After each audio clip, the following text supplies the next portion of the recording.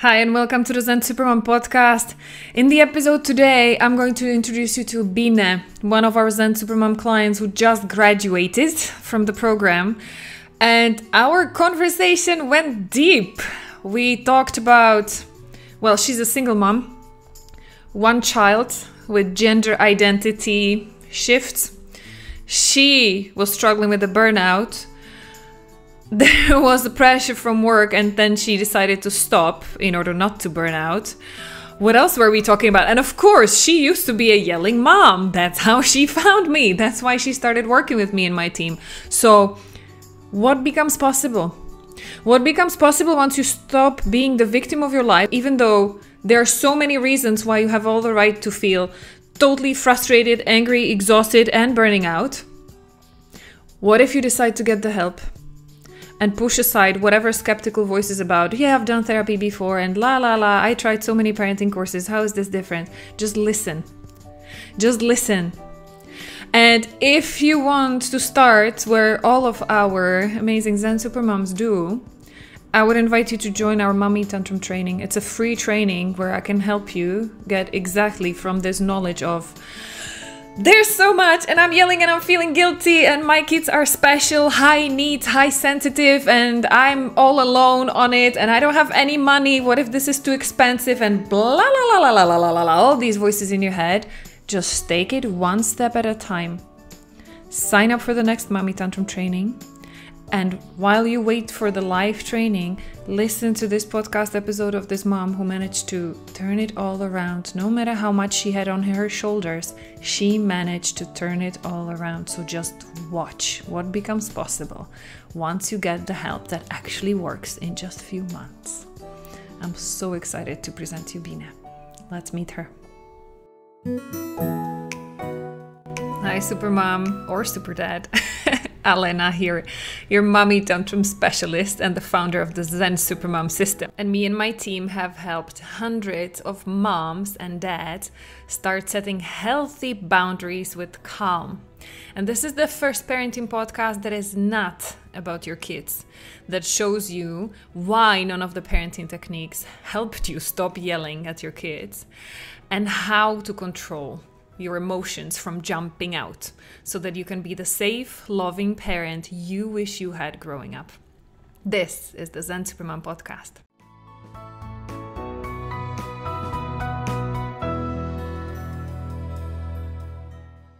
Hi, Bine. I'm so happy to have you here on the podcast. Welcome. Thank you. Happy to be here. Yes, such a gorgeous woman. I just have to say that story because it's still in my mind. I opened the Zoom this morning and I'm expecting Bine, the one who I'm always seeing with the millions of books behind her, sitting on the floor, ready to do the work, ready to be courageous and brave. And today I opened the Zoom and there's a different woman looking at me. And I got completely like, oh, is this Bine? You look gorgeous. Thank you so much Thank you so much. Doling up for this chat.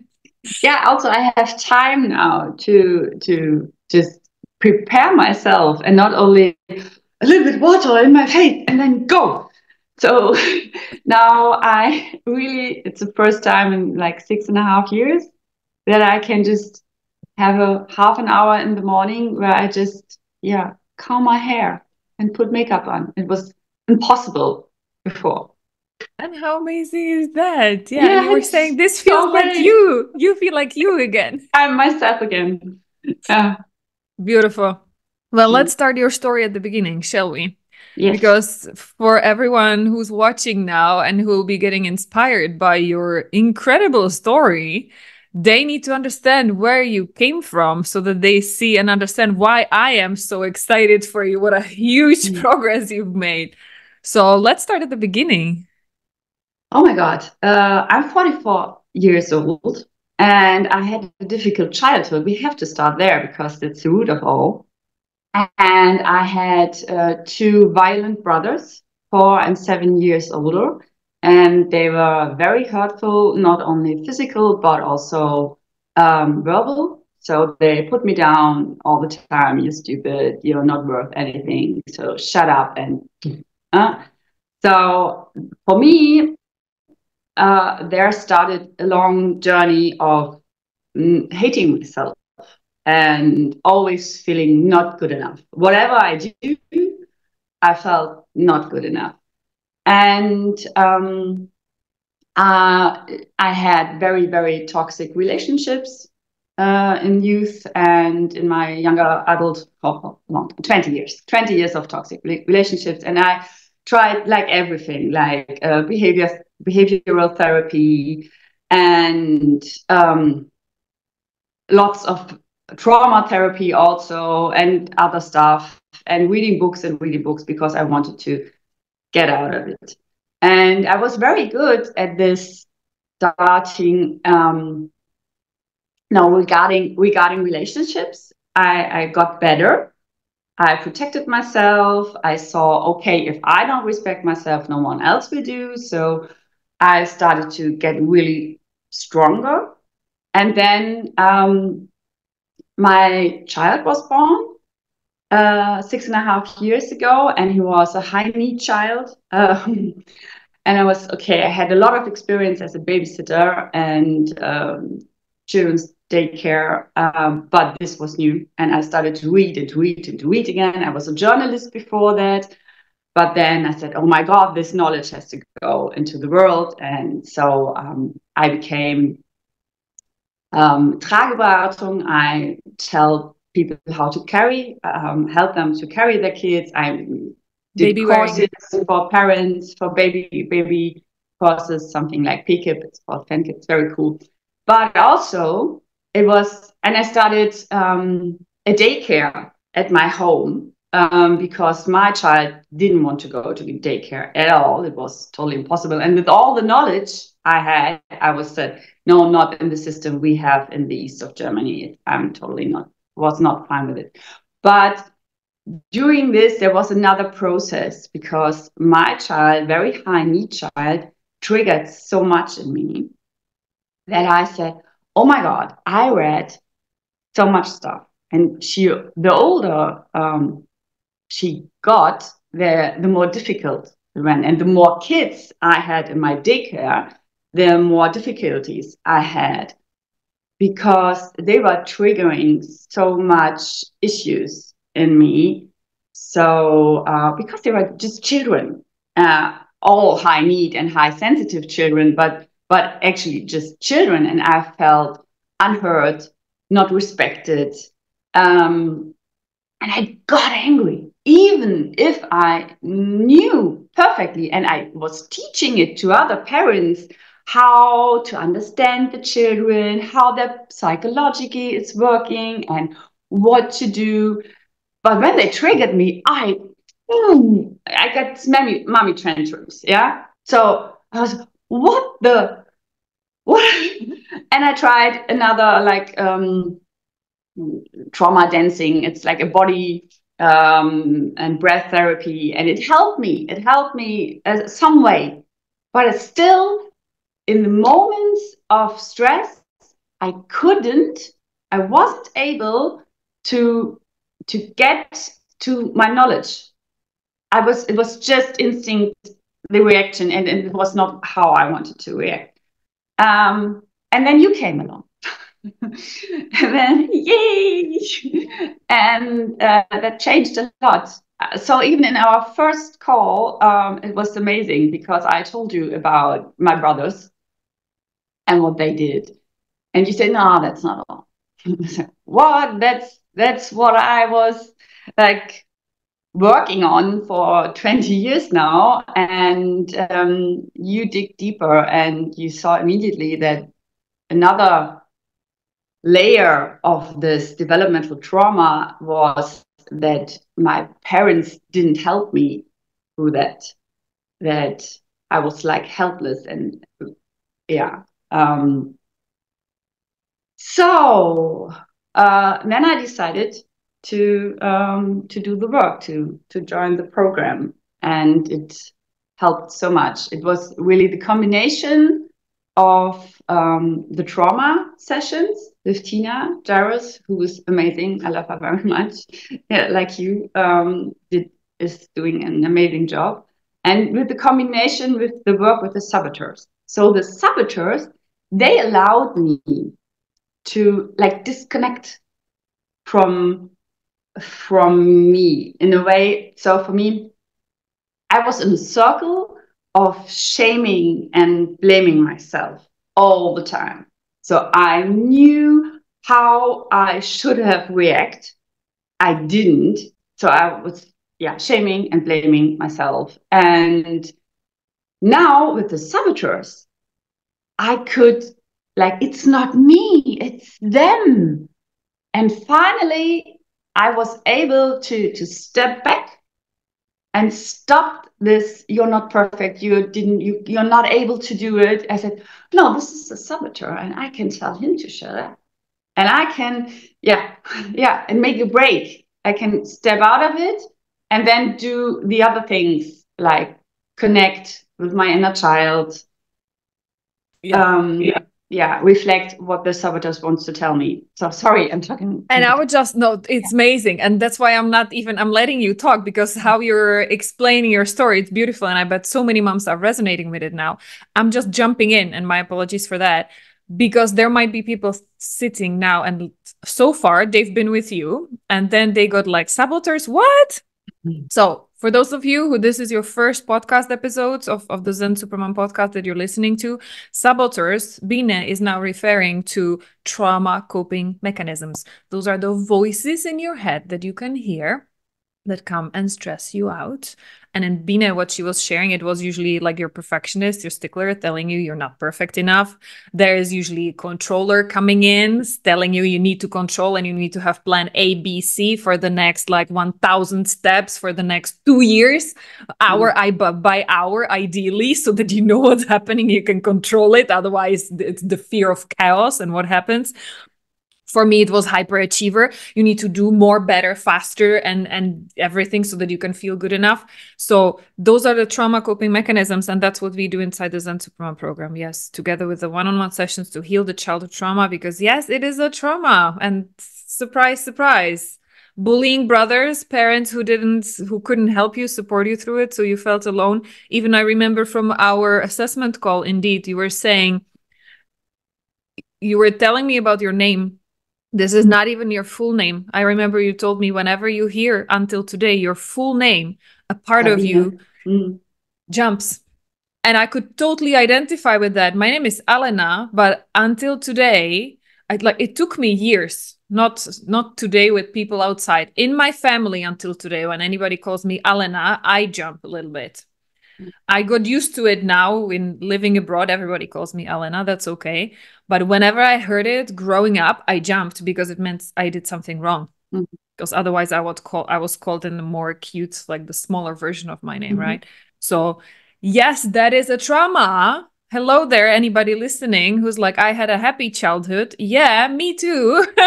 Bine had some like bullying brothers. Other than that, she could also say you had a perfectly loving parents. Yeah, but it's like a death by 1,000 paper cuts. It's a bullying remark here, bullying remark there, parents not able to support, and people telling you not good enough, and you have to tick off the list of things of being a good girl, otherwise you don't deserve feeling good enough about yourself, and you just keep going day in, day out like this, and death by 1,000 paper cuts. One of them alone wouldn't do anything to you. You would survive it. But if you keep cutting in your soul, in your identity, day in, day out, then that's what happens. So this is where you were. I think also one of the points I wanted to check in to the, however you want to dive in it or not, some people might have noticed you started calling your child he, and then you switched to she. Is that something you are open to talking about? Yeah, that's fine by me, and I hope it's also fine by her. Thank you so much. It will help a lot of moms. Because my kid was born as a boy, and she always identified with girls from a very young age. She was like 2.5 when she started to choose her own clothes, and it was always like pink and skirts and very colorful. So at my environment, the one in the child group and also with friends and so, we don't do this blue is for boys and pink is for girls, because we always say colors are for everyone, and also toys are for everyone. So it's not that boys can play with cars and girls with dolls. So I was very aware of this. And so it was very, very free. Everyone could dress and do what they want. And having this childhood until 6 years with our little bubble, it was a very attachment parenting friend bubble group. It was perfect, stressful, but perfect, as perfect as can be. And so, but for her, it was cool because she never was pushed into something. It was like, you want to wear this? Of course you want to wear this. She always said, I want to be a mom. I want to be a police woman. I want to be a ranger woman. Whatever her goals for the future was, it was always the female version. When she were in role play with her friends, and she always played a girl and called herself Clara. And so for me, I was like, oh, I think she identifies as a girl, but maybe it's too early to say that. She has a lot of female role models around her, and her friends are female. Maybe it's just that. But like at the beginning of this year, she didn't correct the people around us. So when we were at a playground or a supermarket and the people called him and a girl, she said, no, I'm a boy and colors are for everybody. So that was our sentence, so that the people shut up. And then she stopped correcting them. And when the kids, her friends, corrected the people, she said to them, stop, no, that's okay. Okay, what's going on? And at one time, she said, Mom, I'm a girl. And you know what? I knew from the time I was in your belly that I'm a girl. So, wow. Oh, yeah, for me too. I said, okay, you can be whatever you want, whoever you want. You're perfect for me. You're good as you are. I will always love you. And if you want to be a girl, it's totally okay. And maybe you can just think about if you like your name. And she had a typical boy's name. And she said, okay, I'll do that. And 2 days later, she told me, yeah, I want to change my name. I have this. This is the top of my list. And at the moment, she was a fan of the movie, and she chose the name of a girl out of the movie, and which was fine by me. It's an English name with a German surname, but it's okay. It's a beautiful name. So, and then it was short before school started. And she said, okay. And I asked her, who is allowed to call you this new name? Or friends only, or everybody? And she, no, I want to try out with friends. And then she did that. And she tried it out with her friend group and the parents of these friends. And it was like, she was so happy. She was a happy kid before, but now it was like, I'm who I am. And of course, I started to buy books and read a lot. And I had my cry about it, because of course it will be difficult, so much more difficult. And the part of the hormonal therapy that will come up if she chooses this way, ugh, I could, yeah. But I'm not breaking down.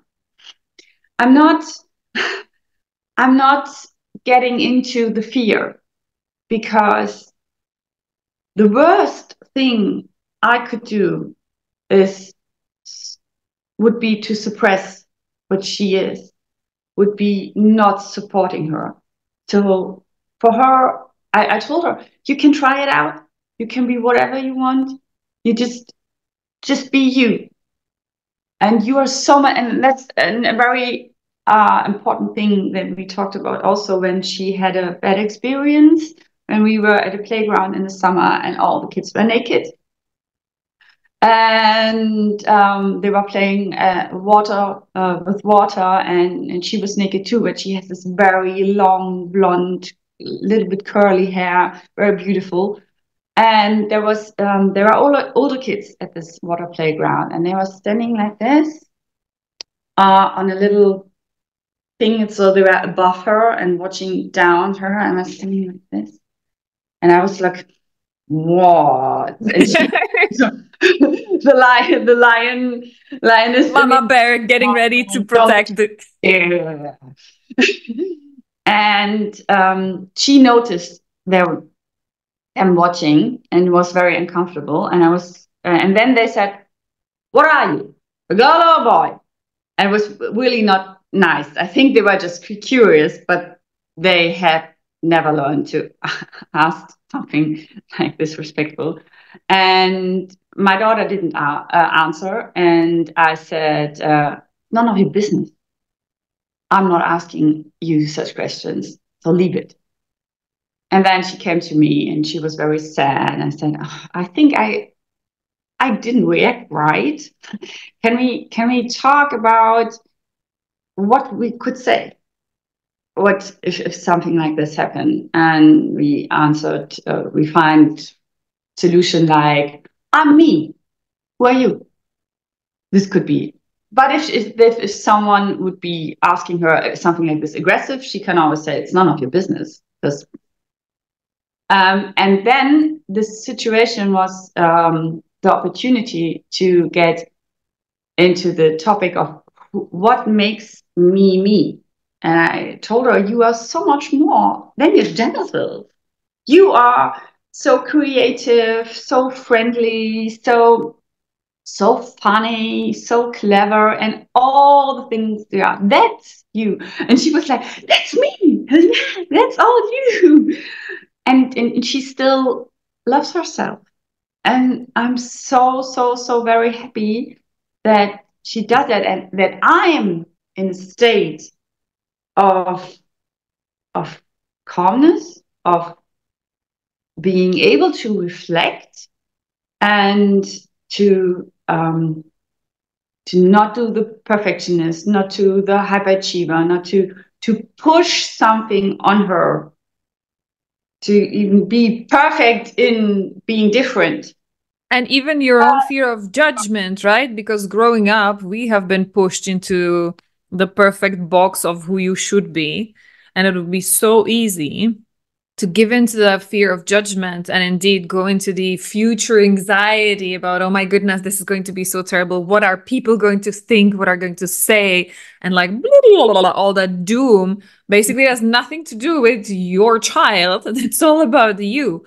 So can I just say, wow, like everybody listening there, I think I can speak for everybody or most of the people who will be watching.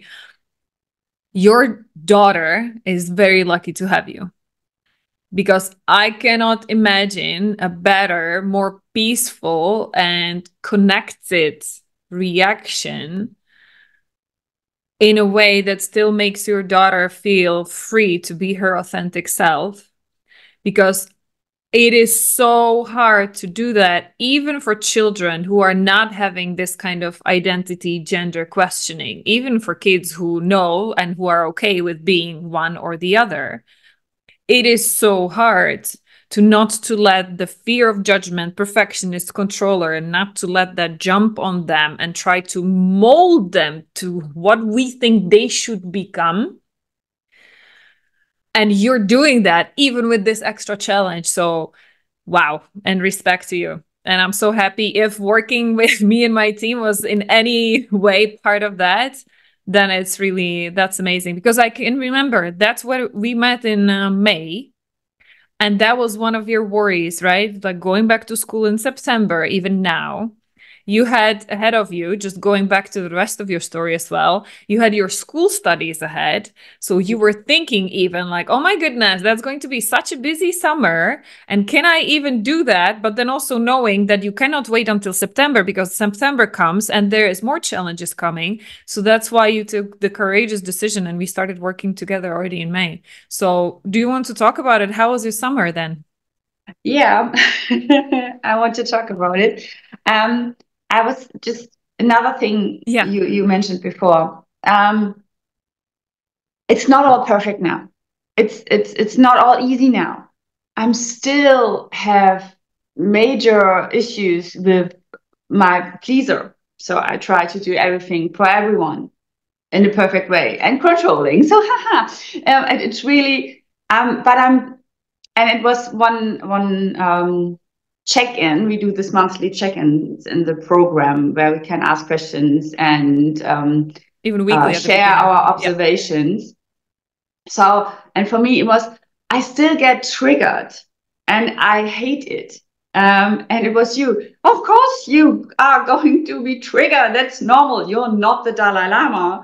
And I'm remembering this always. I'm not the Dalai Lama, but the difference is that I'm faster to catch it and to take my hand from the hot stove. So actually, some people might think I have a tick, but when I'm noticing myself being in this tunnel, I'm doing this. I'm actually doing the movement, like putting Oh, my you hand do. That's from the so yeah, cute. and then people just because I'm wondering, thinking, catching my thought, ooh, my hands suddenly flare up because I need this movement to remind me take the hand of the hot stove. Which are Not to these, burn just myself. for anybody listening, those are the emotions. Whenever you're getting triggered and you feel like, it's as if you were keeping your hand on a burning hot stove and your hand starts burning. That's the signal. That's the trigger.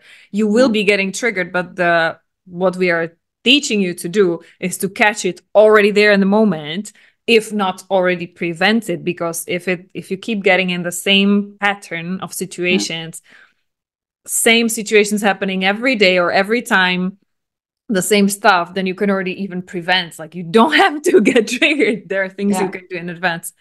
Very good.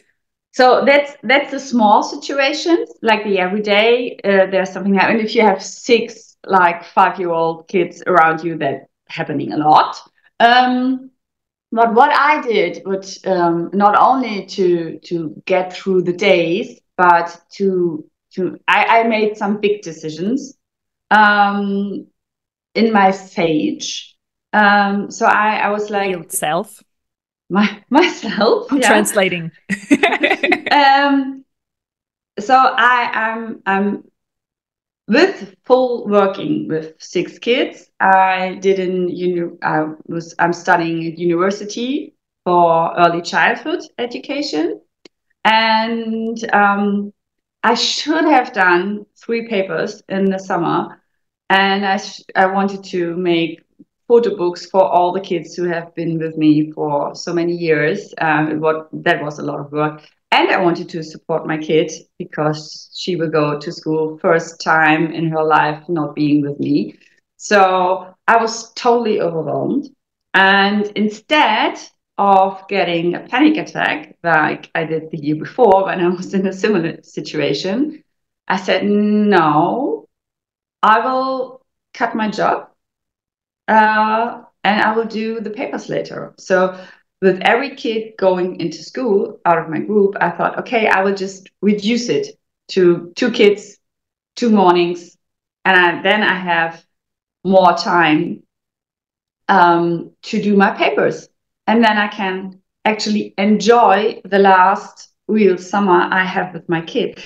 And that was the best decision ever because I still spend the nights doing the photo kits with the photo books for the kids, but it was not like major stressful because it's not a lot of brain work. Hadn't blah, blah, blah. Okay, you know what I mean.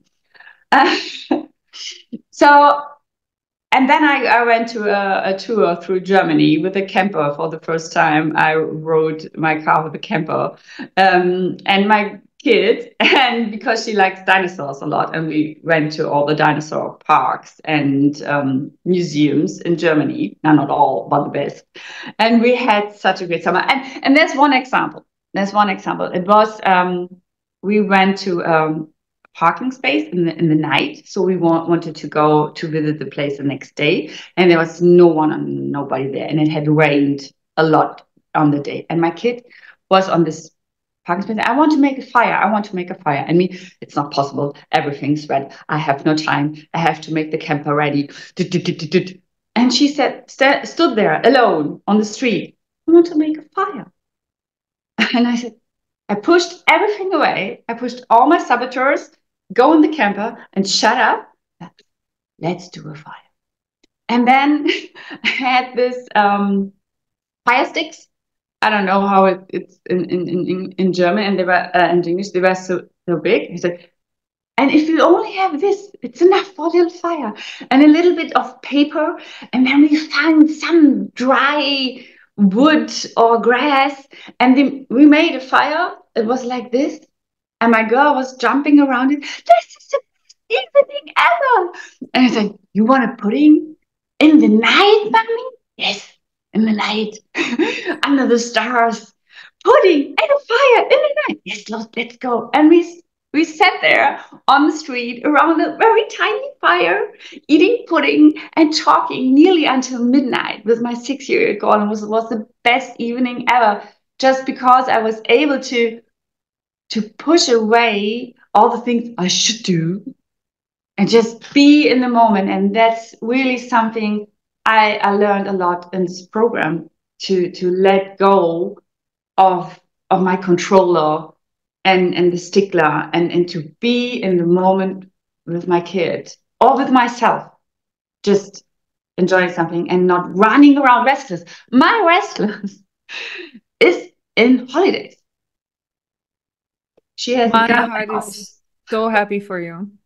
Yeah. This is something that I heard so much before the summer holidays, and I will hear it a lot now before Christmas, getting closer to Christmas. It's always moms who are feeling like, I need help. I want to stop yelling. I feel terribly guilty for ruining my kid's childhood, but there's so much I have to do, and I have no money. I cannot spend money because we need money for holidays. We need money for Christmas.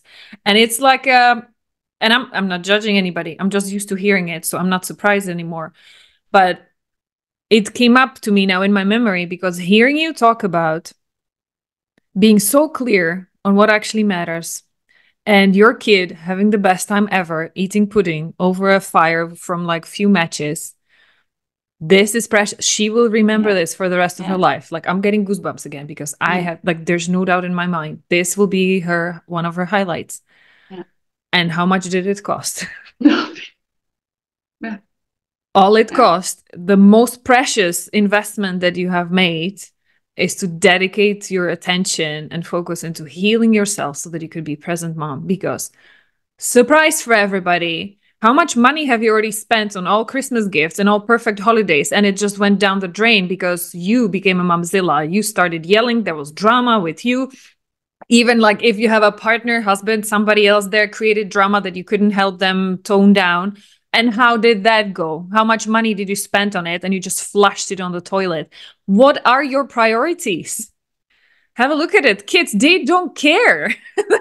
They don't need much. It's all here in your head. You want to give them what you didn't have growing up, but it was not about the material things. What is the thing that you wish you had growing up? Was it about the material things and amazing holidays in 5-star, all VIP, including resorts? Or would it be the mom who's present and you have a brilliant idea to make a fire in the middle of a after rain night? Like, what do you wish you had? So this is just like, this makes my heart sing, because this is exactly my purpose in life. I honestly believe that. And seeing that, how beautifully it worked for you, and all the kudos go to you, because this is what I'm here sharing for free with everybody. There are so many people listening, but not everybody hears it. And you heard it, and you took it, and you did the work. So I'm so excited for you and for your daughter, because I can only imagine if this is what you can do after 4 months of working with me and my team. I think I cannot wait to see what's next for you. Bine, maybe I would love to keep talking to you, but I'm conscious of your time. So let's take it for the future now. What's next for you and your daughter? What's next for me is keep focusing on what I achieve and not what I still not able to do, because there's a lot to do. And it's your program is called Mental Fitness for a reason, because if I stop doing the work, I probably will go back to maybe not that far away. But I noticed if I still need time for myself. I need to do my awareness PQ reps we learned in the program, and stay connected to my inner child. If and that helps me to keep getting better, to keep healing, and that's what I want to do more. And then because of the good work I've done at university, my professor asked me to go into science, and that's very, very amazing. And so there's a lot of opportunities there. And for my kids, I will now have the time I will search for good therapists, because to get the medical attention she will need later on, you will have to monitor her development very early on. So I will try to do all what's necessary to really build a foundation so we can help her on her way, whatever she will choose to be. And I will just try to use the time I have off in the morning. I'm not working right now, to not only tick up my to-do list, but still taking care of myself, so that I really can enjoy the afternoons I have with my kids, because and not doing more to-do list, and just being with her. So that's the most important thing. So, Oh, that's huge. And doing the circumstances that I can do, the small things that helps me to be with her. And then we have such a good connection that I can also relax about it. I'm not feeling ashamed all the time. I'm still not fine with me. I'm still getting angry, and I'm still getting annoyed, and I'm still annoyed with me about being annoyed. But I'm not shaming myself for 2 days anymore for making one mistake. And I will really, really try to be friendlier with my mistakes, so that she can learn also. It's okay to make mistakes. We are in the process of learning, and I want to be a very good example for being nice to myself. And because you're also changing you're not trapped in a cycle of repeating the same mistake and getting angry and yelling it out on her, and then apologizing, and then the next day doing the same thing again. Because then that's madness. Then the kid is confused. Like, great, mom, you're apologizing, but what are you doing to heal it, actually, to make it better? Because this is the most important thing that you're mentioning here. And it's important for everybody to know nobody is perfect. I will never put myself on a pedestal. I'm doing this work a few years longer. I'm not perfect. I do get frustrated now most of the times with my husband, for example. We don't yell at each other. We don't fight. It has gone much better, because me doing my work, I don't escalate things. I don't create drama the way my mom used to create drama out of nowhere. But this is important to know, that the difference is that now you have the tools, you know how to use them, and you're becoming a role model for your kids. And that's the most important thing. You're not stuck in repeating your past mistakes. And that's the beautiful thing. Keep using my tools.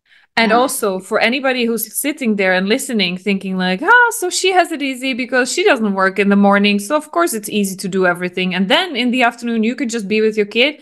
It's not that Bine can be calm because her life is calm and empty. she had to create this life. Did you hear her talk about the decisions, the hard decisions she had to take so that she creates space for her life and for her to be calmer? I want to make that clear. This is not a coincidence that, okay, now you can be a calm mom because you have more time for yourself. No, you did the hard work to create your life this way because it was very stressful before.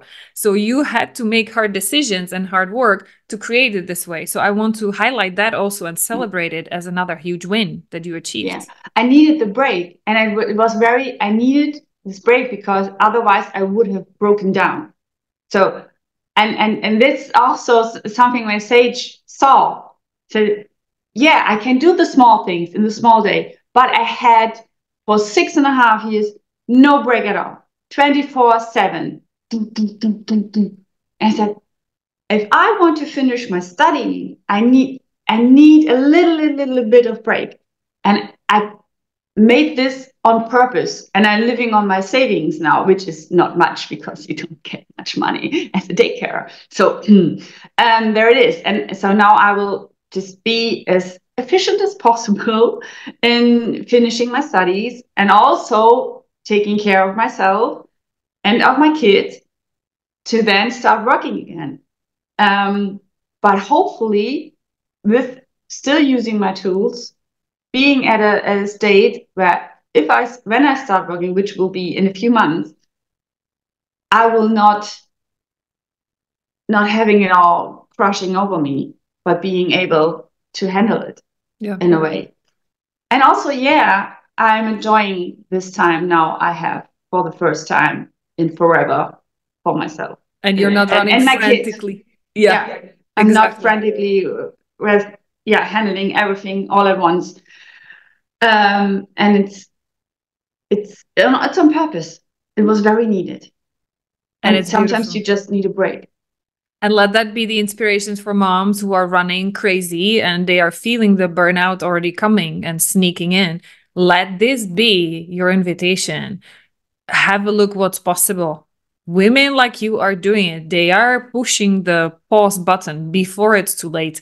And if you're already sitting there and listening, watching, and you are already on a burnout leave, then let's see this also as an example of you can recover if only you start working with those voices in your head, because it's there. It starts here by you pushing yourself to the limit, by you feeling like you have to do it, otherwise you're not good enough, that you need to have a full to-do list, otherwise you're lazy, and judging yourself and feeling guilty and ashamed and unfulfilled because what did I achieve in my life? Like, that's all your trauma coping mechanisms. That needs to go. Even if you think you had a happy childhood, and even if you did 20 years of therapy, you need to start healing at the roots of it. And this, I'm so excited about this interview with Bine because she's showing you exactly what's possible. Bine, so wonderful having you here. Is there anything else that you wanted to mention that we didn't talk about, or any message for moms who might be listening now? And there's so many different things we touched just now. Burnout at the beginning, it was like the childhood with bullying siblings. We had high sensitive, high need kids because they're special. They need more patience even. So it's more difficult for moms. We mentioned gender identities and stuff. Like this was such a rich conversation. Is there any final words and message? Just the last topic with the burnout. I've been there 2 times last year and was far behind my boundaries and over the top of my capabilities, and were broken down. And this is why I also took the break now, because if I have a lot of friends in my surrounding who are like having a hearing disorder now because a tinnitus, because the hearing broke down, who has developed cancer, who have a lot of physical problems. I had my back. And if we don't take care of ourselves and starting healing and take breaks, then our child is not benefiting from it. It's not. It will get worse. We need to like you said. I want to. What is possible? Where can I stop the circle? And sometimes it's only small things, like you told me, when I can't change the situation, I have to find small windows in the day. But if there are possibilities to change even the big things, then we have to do it for the long-term effect we're creating for staying healthy for our kids. I think so that's amazing. Yeah. So amazing. Thank you so much. Thank you. Sending big hugs. Appreciating you so much. Thank you for being the inspiration. Thank you for your courage and speaking so openly with your face in the camera, with your name. This just shows how far you've come and how much you've worked on that, like, fear of judgment. I don't care. I'm here to inspire other moms and help them because they need to see there's a light at the end of the tunnel. I appreciate you so much for doing that. Thank you so much. Thank you for your program. Thank you for your amazing work. Thank you and your co-workers, like the trauma therapists, for all your work. And also I want to say, it's amazing how fast you people help. Whenever I send an email, I have immediate reaction. It's so amazing how I can just rely on you and your team if I'm in need. And that's really, really cool. Thank you for opening up so many opportunities for me, and very heartfelt, warm thanks for me for everything. My pleasure. And I will share your feedback with the team. They'll be happy to hear that. Beautiful. Thank you, Bine. Take care, everybody. You too. See you next time. Bye-bye. Why can't you stop yelling at your kids? And no, it's not the stress, lack of sleep, kids not listening, fighting, hitting, no support, time pressure, ADHD, hormones. No, moms around the world are doing it regardless. How? Join us for the upcoming Mommy Tantrum training and find out too.